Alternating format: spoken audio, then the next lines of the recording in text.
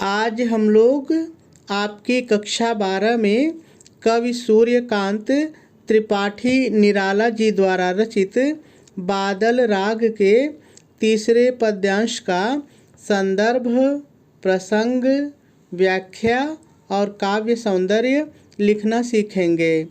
लेकिन सबसे पहले हम लोग हमेशा की तरह इस पद्यांश में जितने भी शब्द आए हुए हैं पहले हम लोग इन सभी शब्दों का सरल अर्थ देखेंगे। फिर उसके बाद हम लोग इस पद्यांश की व्याख्या को सीखेंगे। तो चलिए सबसे पहले हम लोग इस पद्यांश में आए हुए सभी शब्दों का सरल अर्थ देख लेते हैं। उथल पुथल।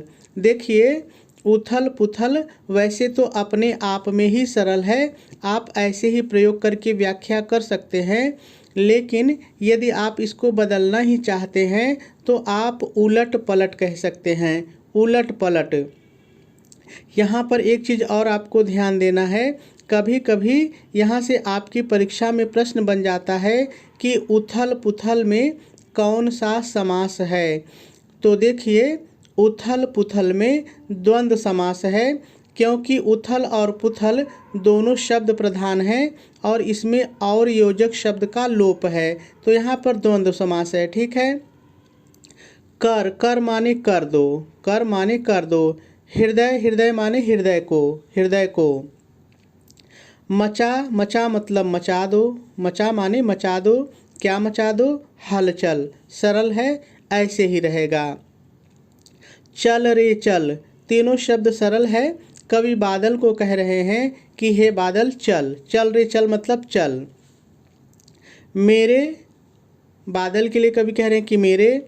पागल, देखिए आप चाहे पागल कहिए, चाहे इसको बदल के आप मतवाला कह सकते हैं, मतवाले कह सकते हैं, जैसा आपका वाक्य मांगेगा। ठीक है। तो पागल भी चाहे तो कह के व्याख्या कर लीजिए, कोई दिक्कत नहीं है। ये बादल के लिए आया है। यहाँ पर एक चीज़ और समझ लीजिए, कभी कभी ये पागल शब्द से भी प्रश्न बन जाता है कि कवि ने बादलों को पागल क्यों कहा है।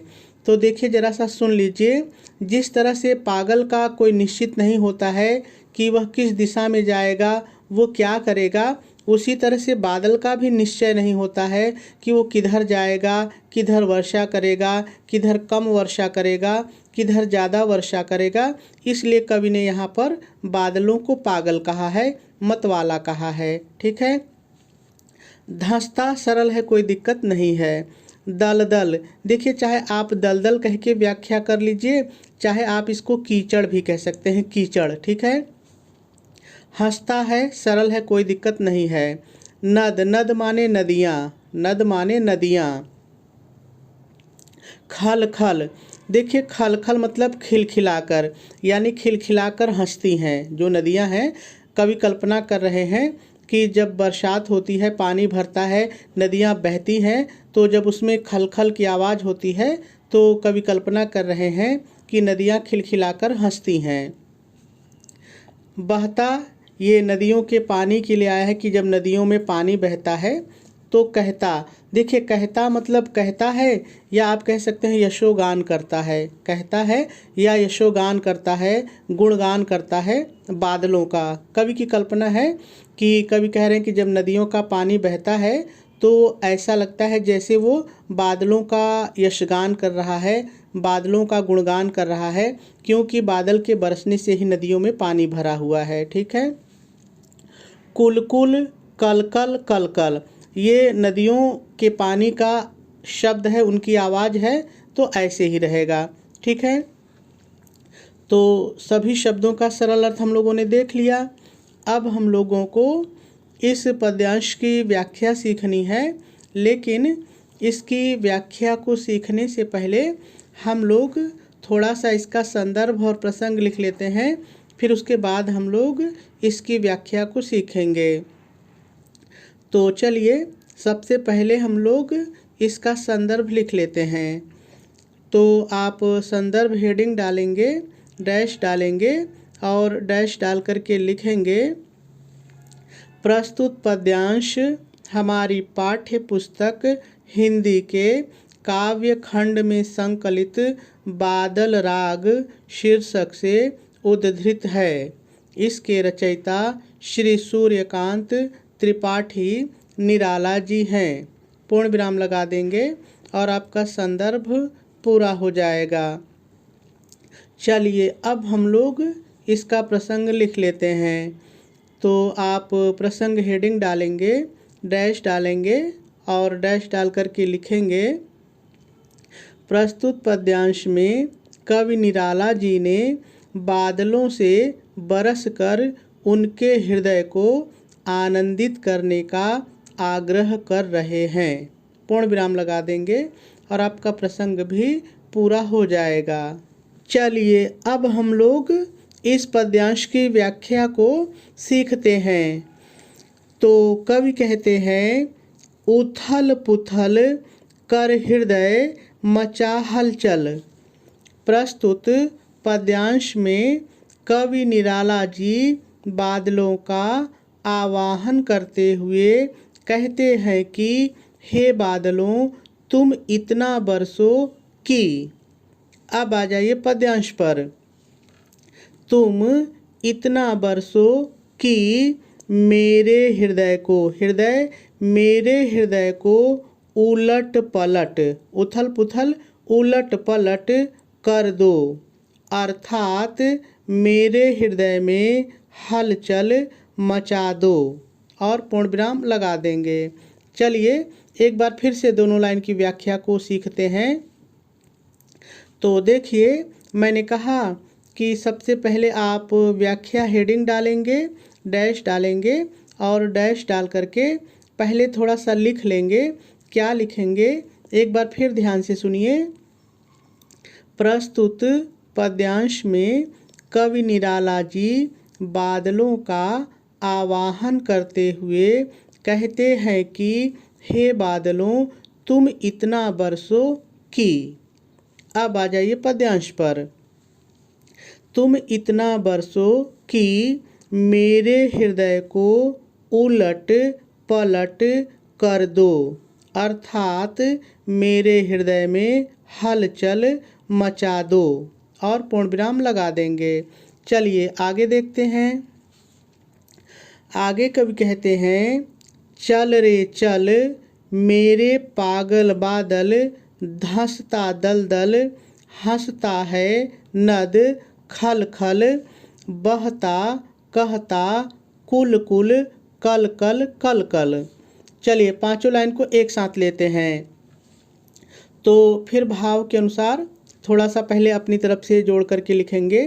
क्या लिखेंगे ध्यान से सुनिए। कवि पुनः बादलों से कहते हैं कि हे। अब आ जाइए पद्यांश पर। हे मेरे पागल बादल तू चल, चल रे चल तू चल और वर्षा कर। फिर इतना भाव के अनुसार अपने से जोड़िए, और वर्षा कर।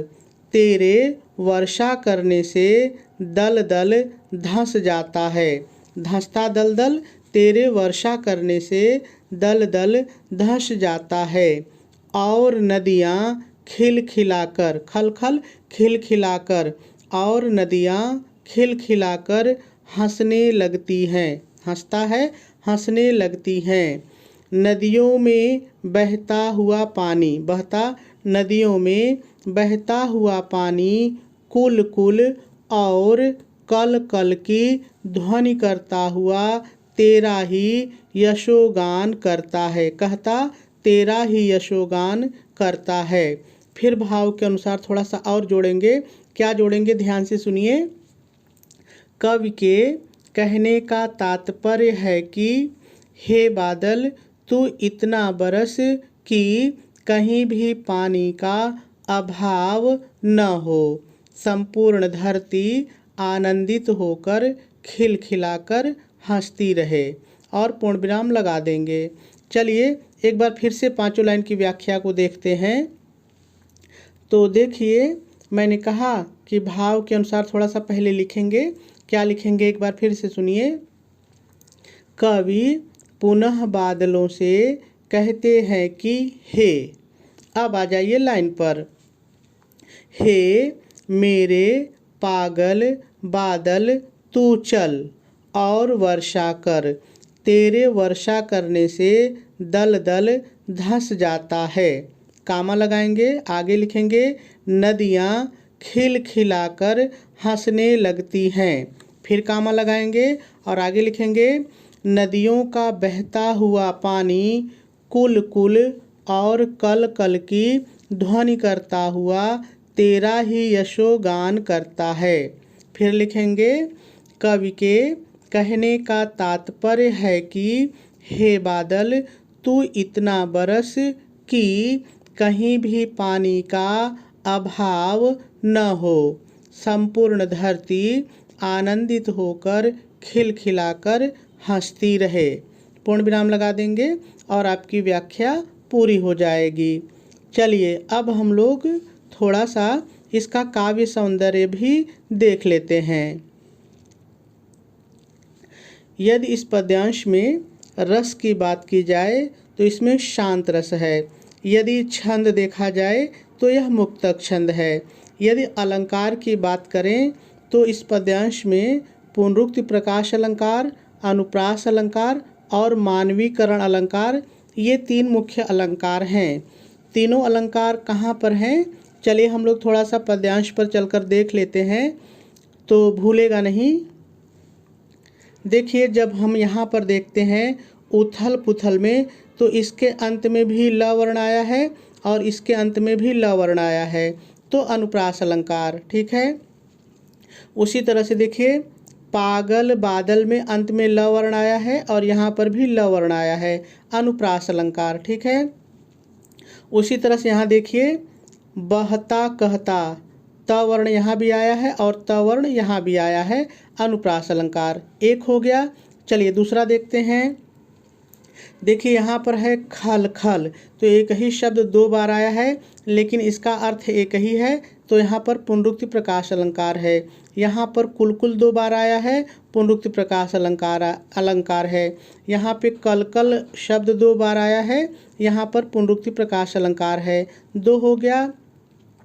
अब देखिए तीसरे अलंकार की बात करें तो ये पूरा पद्यांश ही मानवीकरण अलंकार है, क्योंकि इसमें कवि ने बादलों का मानवीकरण किया है, कोई दिक्कत नहीं है। चलिए आगे देखते हैं। यदि हम लोग इस पद्यांश की भाषा की बात करें तो भाषा इसकी खड़ी बोली है, शैली इसकी भावात्मक है, गुण इसमें प्रसाद है, और यदि शब्द शक्ति देखी जाए तो शब्द शक्ति इसमें अभिधा है।